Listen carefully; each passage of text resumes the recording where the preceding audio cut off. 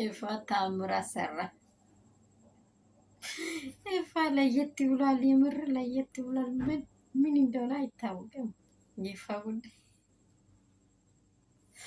እንደኔ ኤፋ ይቡዜንና የሄርሜላን ነገር ነቅቷል። ኤፋ ለምን እዛ ቦታ ተገኘ?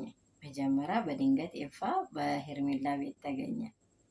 እሱ እያለ ያለው ይሄን ለምን ያደረገኝ ብላ በሌሊት ጎረምሳ መጣችኝ። ጎረምሳዎቹን ስጠይቃቸው ደግሞ እኛ የተላከን ይሄን ያህል ብር ተከፍሎልን ነው አንተን እንደዚህ እንድንገል እንዲያደረገችው ሄርሜላ ነው ብሎ ነገረው። ጎረምሶቹ ደግሞ የሚያውቃቸው የራሱ ኮድ ያላቸው ሰዎች ናቸው። ገብታችኋል አይደለ? ግን ሄርሜላን በቀን እንዲጠይቃት ሄደ። የቃል ቤቷን ከዚህም በፊት ሄዷል።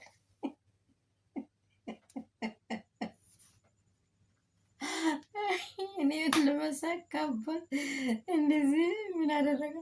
እኔ አንደኛ ሚለው ሄርሜላ ወይንም ዜድ ልጆች እንደዚህ ዱቄት ሲቀቡ ነው ሰው የሚመስሉት። ይህን ሁሉ እንደዚህ ያደረገው ይሄ ዱቄት ነው። ወይኔ ወይኔ ወይኔ! ባዶአቸው ቤት ሲያዩ ምንድን ነው የሚመስሉት? በቃ ቆላ የተገፈፈ ሰው።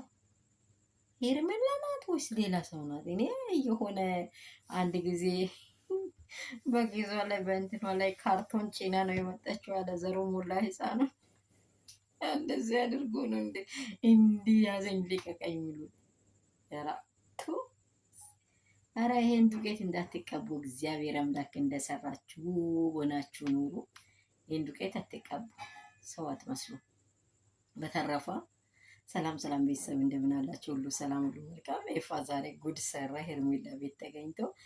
ይሄ ደግሞ የሄርሜላንና የቡዜን ውስጥ ምስጢሩን እንዴት አድርገው ሁለቱም እኔ ምንም አላውቅም፣ እኔ ከሷ ጋር ዝምድና የለኝ፣ እኔ ከሷ ጋር እንዲህ ያለንም የምትለው ሴትዮ ያደረሰችውን ችግር አይታችሁ በደንብ ሁሉ ጊዜ ነው እዚህ የምትገኘው እያለት ነው። ሁሉ ጊዜ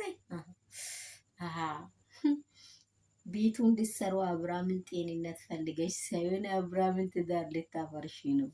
የወንድምሽን ትዳር ስለሰራው ምን አጠፋው አለ። ይሄ 4 ታርጌት የሆነ ኤፋ ያቅበታል። ይሄን ቤት አሁን የሄደበትን ይቀጥላል ነገሩ። ምክንያቱ ይወጣል።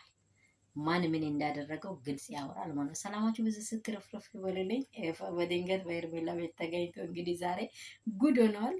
እንግዲህ ምን እንደምፈጠር ደግሞ አብረን ምናየው ይሆናል። ሰላማችሁ ትርፍርፍ ይበል። አዲስ ነገር አየነው። የሀገር ውስጥ ከሀገር ውጭ ያላችሁ የኔ ወርቆች ውቦች የእናንተ ሰላም ብዝት ባል። ሼር፣ ላይክ፣ ሰብስክራይብ እንዳይረሳ። ወዳችኋል።